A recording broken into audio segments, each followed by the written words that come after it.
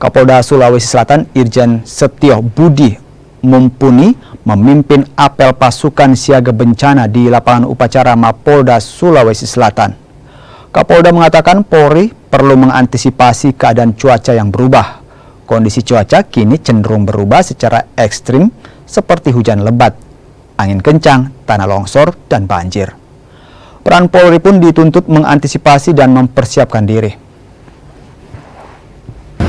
Sejalan dengan tahapan pemilu tahun 2023-2024 yang saat ini telah memasuki tahapan kampanye, kita dihadapkan oleh perkembangan situasi anomali cuaca yang cenderung berubah secara ekstrim, seperti hujan lebat yang disertai angin kencang, tanah longsor, serta banjir, yang menuntut peran kita untuk dapat mengantisipasi dan mempersiapkan diri.